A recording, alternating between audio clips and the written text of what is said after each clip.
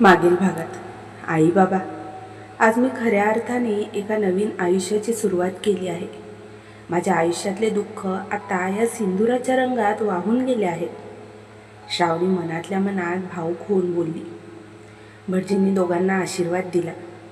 श्रावणी आर्यनच्या पाया पडायला झुकली, पण आर्यनने तिला सावरलं आणि तिला मिठीत घेतलं.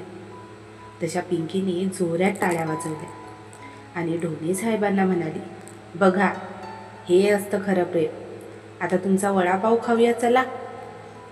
आता पुढे लग्नातील सर्व संकटांची डोंगर पार करून अखेर श्रावणी आणि आर्यन एका सुखी आयुष्याच्या उंबरठ्यावर उभे होते.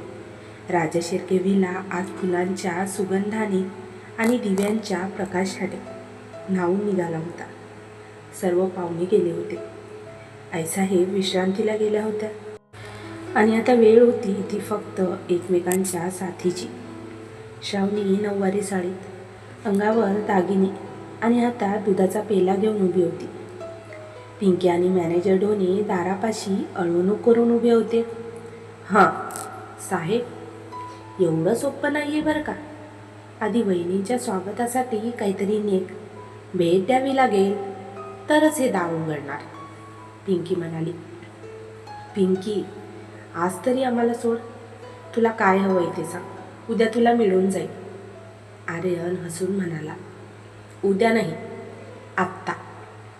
मला हवं आहे तुमच्या दोघांचं एक कडक रोमॅन्टिक गाणं आणि ढोणे साहेबांकडून मला वर्षभर मोफत वडापाव मिळण्याचं लेखी आश्वासन, पिंकी बोलली. तसे मॅनेजर ढोणेंचे डोळे मोठे झाले. माझ्याकडून का? माझी पहिली रात्र थोडी आहे. आणि पिंकी, तू माझं दिवाळं काढणार आहेस का? साहेब, द्या हिला काहीतरी आणि मोकळं करा आम्हाला, मॅनेजर ढोणे घाबरून म्हणाले. तशी पिंकी खडखडून हसली आणि आर्यनने फक्त गालात हसून मान हलवली. बिचारी श्रावणी मात्र खाली मान घालून हातात दुधाचा ग्लास घेऊन आर्यनच्या बाजूला तशीच उभी होती. गाणं तर मी आयुष्यभर हिच्यासाठी गाईन, पण सध्या हे घे. आर्यन श्रावणीच्या खांद्यावर हात ठेवून पिंकीला एक लिफाफा देत म्हणाला. तशी पिंकी लिफाफा घेऊन आनंदाने नाचू लागले. श्रावणी, जागा. साहेब आज खूप मूडमध्ये आहेत. All the best. ती आता पटकन दरवाजातून बाजूला होत बोलली. तशी श्रावणीच्या गालावर लाजेची लाली पसरली. पिंकी आणि ढोणे साहेब टाळ्या वाजवत निघून गेले. तसा आर्यन श्रावणीकडे बघून मंद हसला. श्रावणीने पुन्हा एकदा लाजून खाली मान घातली आणि हळूच त्यांच्या रूमचा दरवाजा उघडून आत प्रवेश केला. खोलीत मोगऱ्याचा आणि गुलाबाचा सुगंध दरवळत होता. बेडवर फुलांची सुंदर सजावट केलेली होती आणि मंद प्रकाश खोलीला एक वेगळं सौंदर्य देत होता. श्रावणी बेडच्या एका कोपऱ्यात जाऊन बसली. तिचं हृदय वेगाने धडधडत होतं. तिच्या मागेच आर्यनही रूममध्ये आला आणि त्याने मागून दरवाजा बंद केला. तसा इथे श्रावणीने एक आवंडा गिळला. इथे आर्यनने त्याची पावलं हळूहळू श्रावणीच्या दिशेने वळवली आणि शेवटी तो तिच्याजवळ पोहोचला. आज ही श्रावणी इतकी शांत का आहे? ऑफिसमध्ये तर खूप धडाडीने बोलत होतीस, आर्यन तिच्या शेजारी बसत म्हणाला. ते ऑफिस होतं आणि हे आपलं घर आहे, श्रावणी मात्र हळू आवाजात म्हणाली. आता आर्यनने तिचा हात आपल्या हातात घेतला आणि तिच्या तळहातावरची मेहंदी पाहू लागला. माझ्या नावाचा रंग तुझ्या हातावर खूप छान खुलला आहे, पण तुझ्या गालावरचा हा लाजेचा रंग त्यापेक्षाही सुंदर दिसतोय, तो आता एकटक तिच्याकडे बघत म्हणाला आणि त्याने तिच्या हनवटीला धरून तिचा चेहरा वर केला. आर्यन, मला अजूनही स्वप्नासारखं वाटतं हे सगळं. मला वाटलं नव्हतं की माझ्या आयुष्यात इतका आनंद कधी येईल, श्रावणीही त्याच्याकडे बघत म्हणाली. आर्यनने श्रावणीच्या कपाळावरील मुंडावळी हळूच काढली आणि तिच्या केसात मारलेला गजरा नीट केला. इथे श्रावणी मात्र त्याच्या स्पर्शाने शहारली होती. दोघेही एकमेकांच्या डोळ्यात हरवून जातात. आर्याने श्रावणीचा हात धरला आणि तिला खिडकीजवळ घेऊन गेला. बाहेर पौर्णिमेचा चंद्र चमकत होता. श्रावणी एकटक त्या चंद्राकडे पाहू लागली आणि इथे आर्यांनी मागून तिला मिठीत घेतलं. श्रावणी, आजपासून तू फक्त या घराची सून नाहीस, तर माझ्या आयुष्याची केंद्रबिंदू आहेस. मी तुला वचन देतो की तुझ्या डोळ्यात कधीही दुःख येऊ देणार नाही. आर्यन तिच्या खांद्यावर हनुवटी ठेवून म्हणाला, आणि मी वचन देते की तुमची सावली बनून नेहमी तुमच्यासोबत राहील. तुम्ही माझ्यासाठी जे केलं ते मी कधीच विसरू शकत नाही. श्रावणीही त्याच्या कमरेवर असणाऱ्या हातांवर तिचे हात ठेवत म्हणाली, विसरून जाते सगळं. आता फक्त मी आणि तू. तुझ्या या नथीने मला खूप त्रास दिला आज दिवसभर. खूप मोहक दिसतेस तू यात. आर्यन आता रोमॅन्टिक होत म्हणाला. त्याने आता हळूच तिची नथ काढण्याचा प्रयत्न केला. तसे श्रावणी लाजून त्याचे डोळे हाताने झाकले. आर्यन, लाईट बंद करा ना, ती लाजतच म्हणाली. अंधारात तुझं रूप कसं दिसणार मग मला? पण तुझ्यासाठी काहीही. आर्यन तिच्या कानात कुजबुजत म्हणाला. एवढं बोलून त्याने झिरोचा लाईट लावला आणि श्रावणीला हलवारपणे उचलून बेडवर घेऊन गेला. आता खोलीत फक्त दोघांच्या श्वासांचा आवाज येत होता. त्याने हळूहळू तिच्या अंगावरील सर्व दागिने काढले आणि हळूहळू तिच्यावर प्रेमाचा वर्षाव करत तिला आपलंसं केलं. श्रावणी फक्त त्याच्या मिठीत पडून स्वर्गसुख देणारं त्याचं प्रेम अनुभवत होती. अशातच कधी दोघे एकमेकांच्या मिठीत झोपी गेले त्यांचं त्यांनाही कळलं नाही. सकाळ झाली होती. श्रावणीने सकाळी लवकर उठून आंघोळ उरकली होती आणि ती साडी बदलून किचनमध्ये चहा बनवायला आली होती. तिच्या चेहऱ्यावर एक वेगळीच चमक होती. उठताना आताही आर्यनने तिला मिठीत ओढलं होतं आणि सोडतच नव्हता. पण बिचारी कशी तरी त्याच्या कैदमधून सुटली आणि आवरून खाली आली.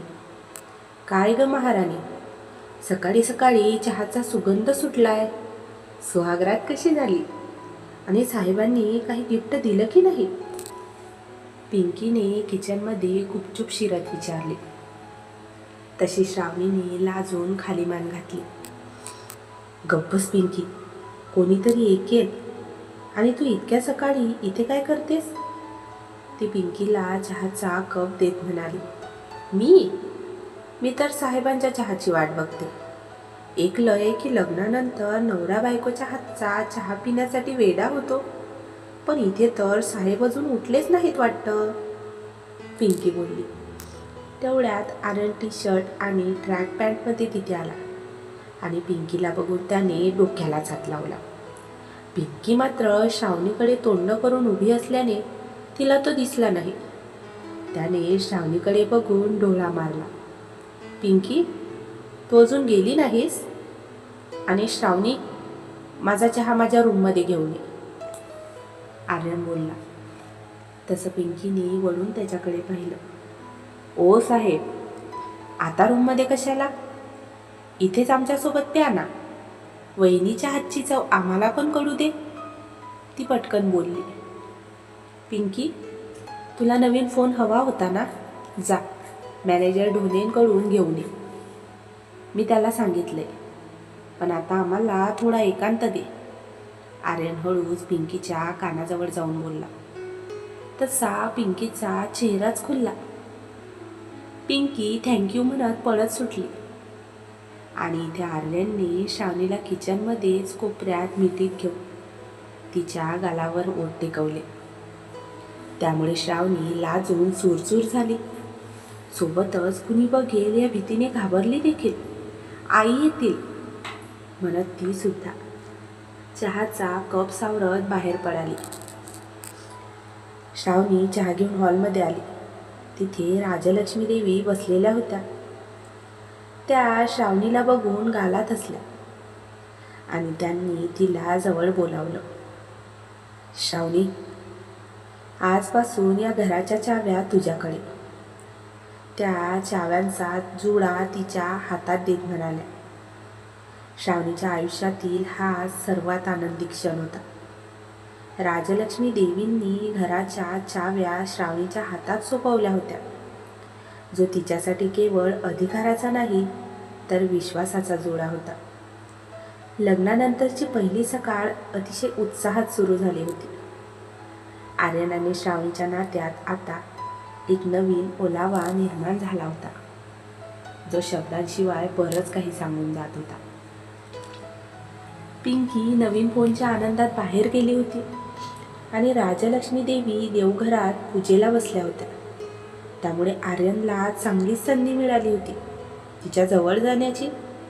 त्यामुळे तो पुन्हा तिच्या मागे किचनमध्ये आला. काय चाललंय माझ्या घराच्या नव्या मालकिनीचं? चाव्या हातात आल्यावर आमची जागा बदलली तर नाही ना? तो श्रावणीच्या खांद्यावर हनुवटी ठेवून बोलला. अजिबात नाही. या चाव्यांनी घराचं रक्षण होईल, पण या घराचा राजा तर तुम्हीच राहणार आहात. हा घ्या तुमचा स्पेशल चहा. श्रावणी हसून त्याला चहाचा कप देत बोलली. आर्यनने चहाचा घोट घेतला आणि थबकला. वा श्रावणी, तू नक्की यात काय टाकलंयस? इतका चविष्ट चहा मी आयुष्यात कधीच पिला नाहीये. खरं सांग, काही जादू केली आहेस का? त्याने भुवया उंचावून विचारले. तशी श्रावणीने लाजून नजर खाली केली. जादू नाही, फक्त थोडं प्रेम आणि खूप सारा विश्वास टाकलाय. ती हलकी हसून बोलली. तसा आर्यनने तिचा हात पकडून तिला जवळ ओढलं. मग अशा चहासाठी मला तुला काहीतरी रिटर्न गिफ्ट द्यावंच लागेल. उद्या आपण 2 दिवसांसाठी महाबळेश्वरला जातो, फक्त मी आणि तू. तशी श्रावणीने आनंदाने त्याला मिठी मारली. आर्यनने तिच्या केसांत आपलं तोंड लपवलं. तेवढ्यात बाहेरून पिंकीच्या ओरडण्याचा आवाज त्यांच्या कानावर पडला आणि दोघं चपापून एकमेकांपासून लांब झाले. इकडे पिंकी आपला नवीन चमकणारा फोन घेऊन मॅनेजर ढोणे साहेबांना व्हिडिओ कॉल करून त्रास देत होती. ओ ढोणे साहेब, बघा माझा नवीन आयफोन आर्यन सरांनी दिलाय. आता तुमचे ते जुने मेसेज मला पाठवू नका. माझ्या फोनला तुमची जुनी सिस्टीम सहन होणार नाही. पिंकी म्हणाली. पिंकी, फोन साहेबांनी दिलाय म्हणजे तो कामासाठी आहे, रील्स बघण्यासाठी नाही. आणि ऑफिसला कधी येतेस? कामाचा डोंगर साचला इथे. मॅनेजर ढोणे ऑफिसमधून वैतागून बोलले. कसलं काम? आज साहेबांच्या लग्नाचं रिसेप्शन आहे. मी तर आज पार्लरला जाणार आहे. आणि हो, तुम्ही सुद्धा थोडा फेसपॅक लावा. साहेबांच्या शेजारी उभी राहिल्यावर तुम्ही त्यांचे मोठे काका वाटता. पिंकी तिचं हसू दाबत बोलली. तसा बिचाऱ्या मॅनेजर ढोणेंनी रागारागाने फोन ठेवला. याशिवाय बिचारे दुसरं करू तरी काय शकत होते? ही पोरगी माझं डोकं फिरवून सोडणार. पिंकी फोनवर स्वतःची पाऊट काढून सेल्फी काढत होती. तेवढ्यात आर्यन आणि श्रावणी हॉलमध्ये आली आणि पिंकीवर नजर पडताच दोघंही पोट धरून हसू लागले. लग्नानंतर पहिल्यांदाच आर्यन आणि श्रावणी बाहेर पडले होते. आर्यनला श्रावणीसाठी खूप काही खरेदी करायचं होतं, त्यामुळे नाश्ता करून तो तिला घेऊन खूप मोठ्या मॉलमध्ये पोहोचला होता, जिथे सर्वजण या जोडीकडे कौतुकाने बघत होते. श्रावणी, हे बघ, हे लाल रंगाचा गाऊन तुला खूप सूट होईल. आणि हे दागिने बघ, आर्यन बोलला. आर्यन, इतकं सगळं नको. मी साधी मुलगी आहे, मला हे सगळं सांभाळता येणार नाही. श्रावणी बारीक चेहरा करून म्हणाली. तसे आर्यनने तिचे दोन्ही हात हातात घेतले. श्रावणी, तू आता साधी मुलगी नाहीस, तू राजशिर्के घराण्याची सून आहेस. आणि सर्वात महत्त्वाचं, तू माझी बायको आहेस. तुला जगातील सर्व सुख देणं हा माझा हक्क आहे. तुला फक्त हो म्हणायचं आहे. तो ओठ दुमडून बोलला. तशी श्रावणी त्याच्या डोळ्यात बघून हसली. तुमच्या होमध्येच माझं आयुष्य आहे. तुम्हाला जे आवडेल ते मलाही आवडेल. दोघं मिळून खूप शॉपिंग करतात. शॉपिंग बॅग्स आर्यनने स्वतः उचलल्या होत्या. त्याने श्रावणीला एकही बॅग उचलू दिली नाही. हे बघून तिथल्या सेल्स गर्ल्ससुद्धा हळहळत होत्या की असा नवरा सर्वांना मिळावा. मॉलमधून आल्यावर संध्याकाळी दोघं बागेत बसले होते. वारा सुटला होता आणि फुलांचा सुगंध चारही बाजूंनी दरवळत होता. आर्यन आयुष्यात इतका आनंद मिळेल असं कधीच वाटलं नव्हतं. त्या मिलमधल्या संकटातून तुम्ही मला बाहेर काढलंत आणि आता हे स्वर्गसुख. श्रावणी त्याच्या खांद्यावर डोकं ठेवत बोलली. श्रावणी, ते दिवस विसरून जा. आता आपल्यासमोर एक नवीन आयुष्य आहे. तुला माहिती आहे, मला नेहमीच वाटायचं की माझ्या आयुष्यात कोणीतरी अशी असावी जी मला समजून घेईल, माझ्या रागावर प्रेम करेल, आणि तू ती आहेस. आर्यनने तिचे हात घट्ट हातात घेतले. मी नेहमी तुमच्यासोबत राहीन आर्यन. मला तुम्हाला एक गोष्ट सांगायची आहे, श्रावणी म्हणाली. काय? तसं आर्यनने पटकन विचारले. मी महाबळेश्वरच्या ट्रिपसाठी खूप एक्सायटेड आहे. तिथे आपण आपल्या आयुष्यातील सर्वात सुंदर आठवणी तयार करूया. श्रावणी त्याच्या कानात कुजबुजली. तसं आर्यनने श्रावणीला जवळ ओढलं आणि तिला हळूच उचलून घेतलं. तेवढ्यात बागेतील लाईट्स लागली आणि या जोडप्यावर जणू फुलांचा वर्षाव झाला.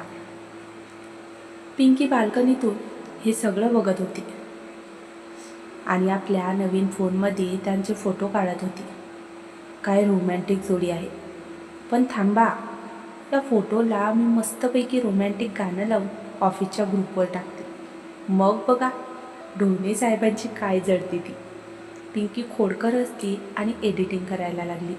तर मित्रांनो, कथेचा आजचा हा भाग तुम्हाला कसा वाटला कमेंट करून नक्कीच सांगा. जर तुम्हाला ही कथा आवडत असेल तर कथेला लाईक आणि शेअरसुद्धा करा. तसेच चॅनलला सबस्क्राईब करायला विसरू नका. धन्यवाद.